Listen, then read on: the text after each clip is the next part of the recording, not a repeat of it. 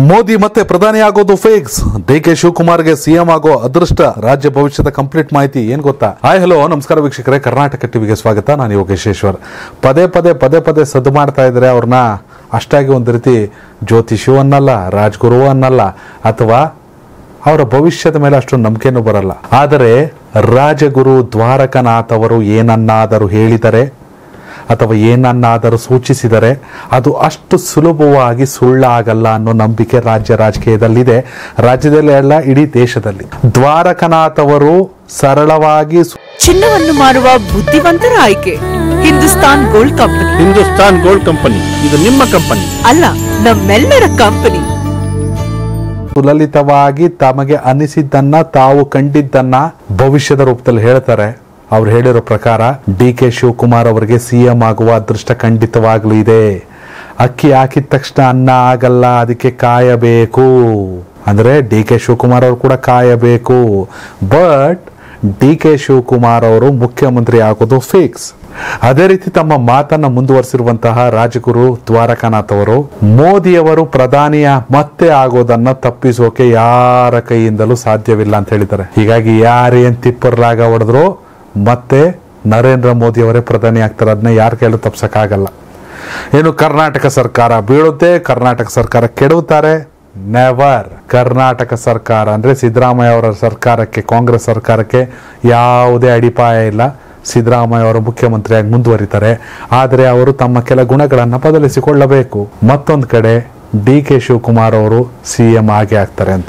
S ವೀಕ್ಷಕರೇ, ಈ ಕಡೆ ಮೋದಿ ಅವರು ಬೇರೆ ಬಿಜೆಪಿ ಅವರು ಸೇಫು, ಮೋದಿ ಅವರ ಪ್ರಧಾನಿ ಆಗ ತಪ್ಸಕ್ಕಾಗಲ್ಲ ಅಂತ. ಆದರೆ ರಾಜ್ಯ ಬಿಜೆಪಿ ನಾಯಕರಿಗೆ ಒಂಚೂರು ಕಳವಳ. ಯಾಕಂದ್ರೆ ಕಾಂಗ್ರೆಸ್ ಸರ್ಕಾರ ಸೇಫ್ ಅಂತ. ಸಿದ್ದರಾಮಯ್ಯನ ಅಭಿಮಾನಿಗಳಿಗೊಂಥರ ಖುಷಿ, ಸಿದ್ದರಾಮಣ್ಣ ಅವರೇ ಮುಖ್ಯಮಂತ್ರಿ ಆಗಿ ಮುಂದುವರಿತಾರೆ ಅಂತ.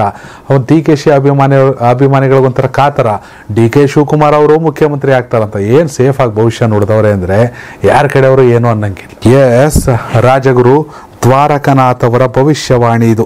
ನರೇಂದ್ರ ಮೋದಿ ಮತ್ತೆ ಪ್ರಧಾನಿ ಆಗಲಿದ್ದಾರೆ. ಅವರು ಪ್ರಧಾನಿ ಆಗೋದನ್ನು ತಪ್ಪಿಸಲು ಯಾರಿಂದಲೂ ಸಾಧ್ಯವಿಲ್ಲ ಅಂತ ಹೇಳೋರೆ.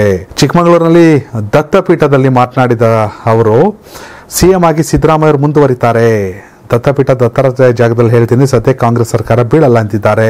ಸಿದ್ದರಾಮಯ್ಯ ಅವರೇ ಸದ್ಯಕ್ಕೆ ಯಾವುದೇ ತೊಂದರೆ ಇಲ್ಲ ಅವರಿಗೆ. ಆದರೆ ಗುಣದಲ್ಲಿ ಬದಲಾವಣೆ ಮಾಡಿಕೊಂಡರೆ ಡಿ.ಕೆ. ಶಿವಕುಮಾರ್ ಸಿಎಂ ಆಗ್ತಾರೆ. ಮುಂದೊಂದು ದಿನ ಸಿಎಂ ಆಗಲಿದ್ದಾರೆ. ಅವರು ರಾಜ್ಯವನ್ನು ಆಳುವ ದಿನ ಬರಲಿದೆ. ಅಕ್ಕಿ ಹಾಕಿದ ತಕ್ಷಣ ಅನ್ನ ಆಗಲ್ಲ, ಇದು ಹಾಗೇನೆ ಅಂತ ಮಾರ್ಮಿಕವಾಗಿ ಗುಡುಗಿದ್ದಾರೆ.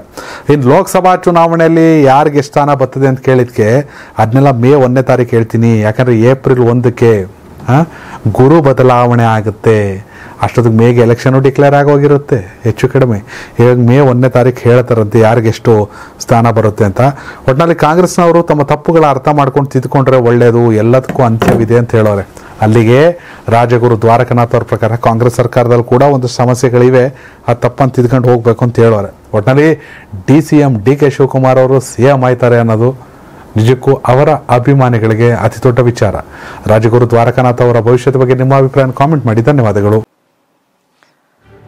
ಈ ಭೂಮಿ ಮೇಲೆ ತಾನಷ್ಟೇ ಉದ್ಧಾರ ಆದ್ರೆ ಸಾಕು, ಬೇರೆಯವ್ರನ್ನ ಬೆಳೆಸೋ ಉಸಾಬರಿ ನಮ್ಗ್ಯಾಕೆ ಅನ್ನೋರ್ ಸಂಖ್ಯೆನೇ ಜಾಸ್ತಿ. ಆದ್ರೆ ಕೆಲವರು ಮಾತ್ರ ತಾನು ಬೆಳೆಯೋದ್ರ ಜೊತೆಗೆ ತನ್ನವರನ್ನು ಕೂಡ ಬೆಳೆಸ್ತಾರೆ. ತಮಗಿಂತ ಎತ್ತರಕ್ಕೆ ಬೆಳೆಯೋಕೆ ಬೆಳಕಾಗ್ತಾರೆ. ಸಾಧಿಸುವ ಗುರಿ ಇದ್ದವ್ರಿಗೆ ದಾರಿದೀಪ ಆಗ್ತಾರೆ. ಇದೀಗ ನಾನು ಇತರರ ಭವಿಷ್ಯಕ್ಕೆ ಬೆಳಕಾಗುವವರ ಸಂದರ್ಶನ ಮಾಡಲು ಹೊರಟಿದ್ದಾನೆ. ಮಿಸ್ ಮಾಡದೆ ನೋಡಿ ಕರ್ನಾಟಕ ಟಿವಿ ದಾರಿದೀಪ.